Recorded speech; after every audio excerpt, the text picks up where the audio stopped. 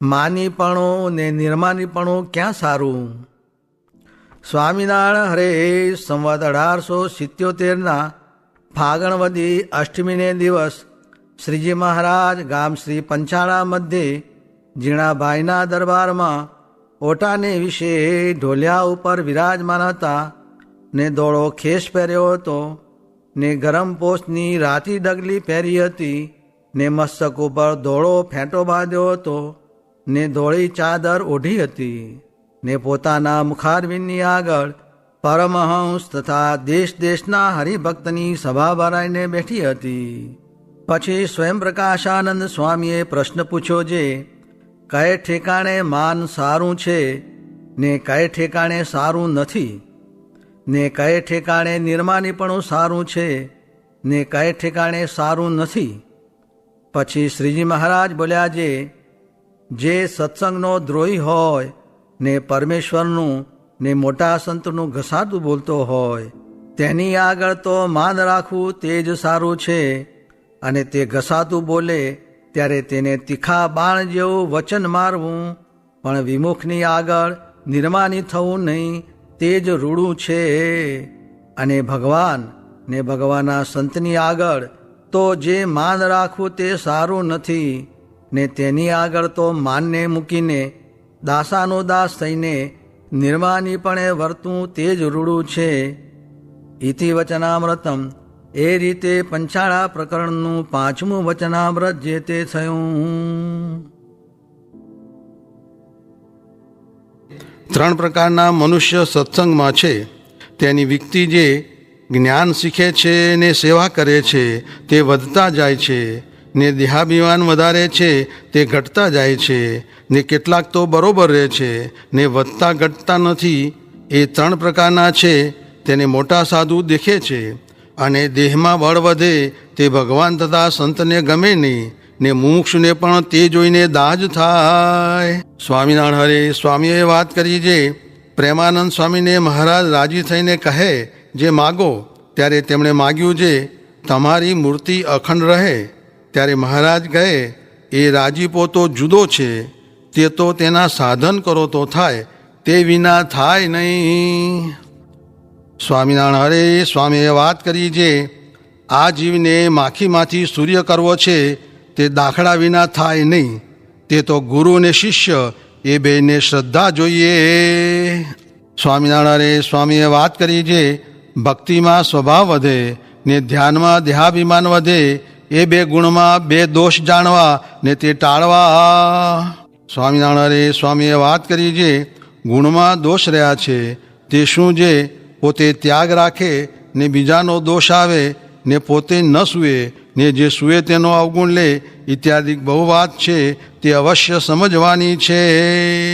સ્વામિનારાયણ હરે સ્વામીએ વાત કરી જે ભગવાનમાં જોડાવું કા સાધુમાં જોડાવું. ત્યારે પૂછું જે ભગવાનમાં જોડાણો હોય તે કેમ જણાય ને સાધુમાં જોડાણો હોય તે કેમ જણાય? પછી સ્વામી બોલ્યા જે ભગવાનમાં જોડાણો હોય તેને ભગવાનના ચિહ્ન, ચરિત્ર ને સ્વાભાવિક ચેષ્ટા તે હોરાત્રિ કર્યા સાંભળ્યા વિના રહેવાય નહીં, ને સાધુમાં જોડાણો હોય તેનાથી દર્શન, સેવા ને વાતું તે હોરાત્રિ કર્યા સાંભળ્યા વિના રહેવાય નહીં. ત્યારે જાણીએ જે સાધુમાં જોડાણો છે. વળી એમ વાત કરી જે જેટલો સાધુમાં જીવ બંધાણો છે તેટલો સત્સંગ છે, ને જેટલો જીવ બંધાણો નથી તેટલો કુસંગ છે. ત્યારે પૂછું જે આવી રીતે સાધુમાં જીવ બંધાણો હોય તો પણ તે સત્સંગમાંથી નીકળી કેમ જાય છે? પછી સ્વામી બોલ્યા જે એવી રીતે સાધુમાં જીવ બંધાણો નથી, ને જો બંધાણો હોય તો જાય નહીં. જેમ આ લીમડો છે તે જે દિવસે અમે મંદિર કરતા હતા તે દિવસે 2 મેતનો હતો ને 1 મનુષ્ય ઉપાડે એટલું જ બળ હતું, ને આજ તો બધા ગામના મનુષ્ય ભેગા થાય તો પણ ઉપડે નહીં. તેમ ઘણા દિવસ રહીને સત્સંગમાં જીવ બાંધ્યો હોય તો પંચ વિષય કે કામાદિક દોષનો પાડ્યો સત્સંગમાંથી પડે નહીં. એમ કહીને બોલ્યા જે પ્રસંગ મજરમ પાશમ આત્મનઃ કવયો વિદુ સએવ સાધુ સુકૃતો મોક્ષદ્વારમ અપાવ્રતમ. એમ જે રહેવાય છે તેને મોક્ષનું દ્વાર ઉગાડું છે ને એમ ન રહેવાય તો મોક્ષ દ્વારે દીધા છે કમાડ કડી જડી બારણે.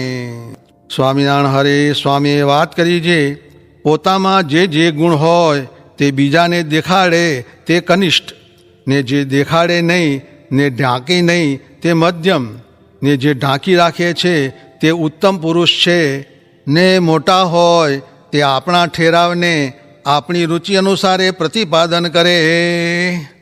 સ્વામિનારાયણ હરે સ્વામીએ વાત કરી છે, નિષ્કુળાનંદ સ્વામીને મહારાજે પૂછ્યું છે, સંતદાસજી મોટા કે મુક્તાનંદ સ્વામી મોટા? ત્યારે નિષ્કુળાનંદ સ્વામીએ કહ્યું છે, સંતદાસજી સિદ્ધ દશાને પામ્યા છે તે મોટા. પછી મહારાજે કહ્યું છે, સંતદાસજીને મોટપ આવવી બંધ થઈ ને મુક્તાનંદ સ્વામીની મોટપ વધતી જાય છે, માટે તે મોટા. ત્યાં દ્રષ્ટાંત દીધું છે, હવેલીમાં બહુ ખર્ચ કરે તો 2 લાખ રૂપિયા ખર્ચ થાય, ઉપરાંત ન થાય, ને ખેડાના કાપમાં 10 લાખ રૂપિયાનું ખર્ચ થયું છે, ને 10 લાખના પાયા નાખ્યા છે, ને કિંમત વધતી જાય છે. તેમ સંતદાસજી હવેલી જેવા ને મુક્તાનંદ સ્વામી ખેડાના કાપ જેવા એમ મોટપ સમજવી. સ્વામિનારાયણ હરે સ્વામીએ વાત કરી છે, અરે આવા સાધુ છે તે પણ એમ દંડ દે છે, તે જેણે ત્યાગે તપે આદિક સાધને કરીને વશ કર્યા હોય તેથી થાય. આ જીવનું તો કરવું કેવું છે તે મહારાજ કહેતા છે, એક ગરાસિયો હતો, તે કસુંબા કાઢે ત્યારે લડાઈની ને ધીંગાણાની વાતું કરે ત્યારે ખરાઈ આવે, તે જ્યારે અફીણ પીએ ત્યારે અને ઊંઘે ત્યારે વળી ઢીલા ઢબ. એમ આપણે પણ જ્યારે વાતું થાય ત્યારે એમ, ને પછી પાછું કાંઈ નહીં. સ્વામિનારાયણ હરે સ્વામીએ વાત કરી છે, ગોંડલમાં વાણીએ હવેલી કરી, તે નળિયા ચડાવ્યા ત્યાં 40,000 કોરી થઈ, ને ઘરમાં પણ એટલી હતી. પછી એમને એમ નવી ઘરેણે મૂકી, તે હજી છૂટી નથી ને ખાવા મળ્યું નથી. તેમ આપણે પણ ગોંડલના વાણિયાના જેવું છે, તે આ દેહ ઘરેણે મૂકી છે, તે પ્રભુ ભજાતા નથી.